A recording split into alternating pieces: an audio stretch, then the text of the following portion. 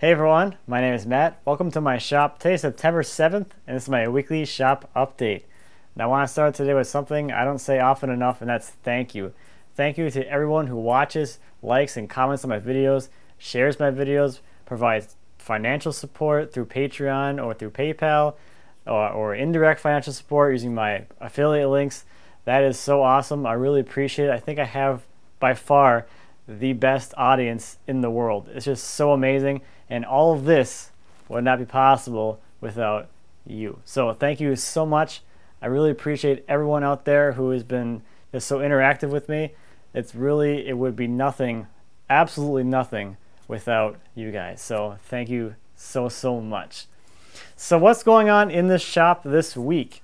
Well, I've been working on cutting boards. So last week I opened up the pre-orders for the cutting boards, and I had a pretty good turnout of people who ordered them. So I do have some here. They're almost done and ready to go. The first of the pre-orders will be shipping out in the next couple days, and then I'll have some more available for sale on the website as well. So if you ordered a cutting board, expect an email from me in the next day or two with a tracking number and just a confirmation that it shipped. And if you want to buy a cutting board, they're still available. If you want to buy a cutting board, they're still available for pre-order on the website. And probably at the end of this week, I'll start actually posting them individually, because I'll have some individual ones for sale, such as this guy. This is just a little. This is not a random pattern one. This is a repeating pattern style. But I'll have stuff like this as well as the random pattern ones available for sale on the website probably within a week. So that's been a lot of fun. Yeah. If you saw my sandpaper storage video, that was a fun one. I just came out here and I got that whole thing shot and built the project within an hour. So that was really cool. And I kind of wanted to give a preview of how ridiculous my shop is right now, because there are literally cutting boards everywhere. So if you watch that video, you can see in the background most of the shots there are just cutting boards just laying all around. So I thought that was kind of funny. So the other thing I worked on this week in the shop are the spindles, or the long spindles for the crib. I got all of them rough turned, or all these long ones rough turned, and I made 31 of these. I started off with 33. 2 of them didn't make it through the turning process. They didn't. The router caught them and they kind of got destroyed. But I have 31 that are ready to be sanded, and I think I only need 24 or something like that. So I made extra just in case. That way I can pick the best ones out of the lot when I'm done with them. And that project can keep on going. So once the cutting boards are a little bit further along, well, actually I should probably finish this first, but I'm working on these two things in tandem. So last week I had a few people ask me about the router bits that I used to make the trim. And starting off with the casing bit, here's that one. It makes this profile again, just as a reminder. And the neat thing about these is you can make this flat area here as wide as you want, because you're not really cutting over there. So this bit just cuts this profile here, and you're all good to go. Now, as far as the baseboard goes, same kind of concept with that, because the router bit only cuts this top section here. So you can make it, this bottom flat area, as tall as you want. And also, sometimes you'll see these style of baseboards in a two-piece style, where you would just put the flat piece down, or the standard piece of wood down against the wall, and then you would just add this trim piece to the top. I decided to go with, the one time I did it, I did a one-piece baseboard, because I like the grain continuity, of course, and it just makes installation a little quicker because you're only dealing with one piece instead of two. So last week I asked about this corner here. I asked what you thought would be a good idea for things to do here, since the trim I want to use for this room would be wider than what I have available here. And I got a lot of great responses, so thank you to everyone for that. I'm still not sure what I'm going to do yet. I had a few suggestions I thought I'd just kind of run through real quick.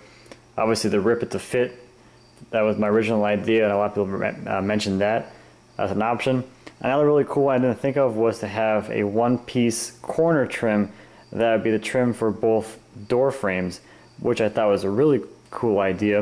And then a variation on that would be to have this part here be a growth chart, which I think is pretty cool too. The only thing I don't like about that is if I ever move, I gotta pull this trim off the wall because I wouldn't want to leave it. And then of course, Another popular one was to move the casing out, which is a great idea. However, if I move this casing out, then I have to deal with this baseboard here. So if I move that casing out, then I have a gap in this baseboard, and this is some really weird stuff. It's like connected to the floor and goes up the wall, so I wouldn't be able to patch that. So I don't think moving the casing would be the best thing to do at this point. Maybe someday when I redo the kitchen, I'll get rid of this whole door frame casing anyway and just drywall it, just like that one over there. So that's what's going on here. Still, I don't know what I'm going to do yet, but I'm not really in any rush at this point either. So I have two announcements for you. The first is that on September 16th, that is not this Wednesday, but the next Wednesday, I'll be having a Ask Matt Live. You'll be able to come in and ask me any questions you want. I'll be there live answering questions for about an hour. That's going to be at noon Central Time. And second, Woodworking in America is coming up at the end of the month. I will be there, as well as a lot of other YouTube content creators will be there as well. We'll be getting a booth there where you can come and meet us all in one place. If you want to see who's going to be there and when they're going to be there, head over to the website videowoodworkers.com. And if you're going to be there, please leave a comment so I know you're going to be there. I'm really looking forward to meeting everyone this year that's going to be there. So I'm just be kind of cool to see how many people are going to be there. So I was hoping to be able to give you an update on the trailer this week, but I have a bunch of lumber on it right now. I went out and picked up another load, or a whole load of lumber, and brought that back here today and it's still on the trailer. But just to give you an idea, I got all of the C-channel welded into the center section of that trailer, so that's been progressing pretty well.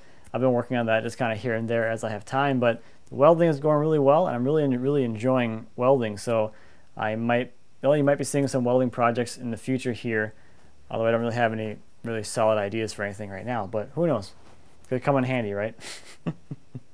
So I think the mosquitoes are getting me again. Wow. Go away. Try to work. So I think that's about all I have for this week. Thank you as always for watching. I greatly appreciate it. As always, if you have any questions or comments about anything I talked about today or anything here in my shop, please feel free to leave me a comment. As always, I appreciate those, and I'd be happy to answer any questions you might have. And until next time, happy woodworking.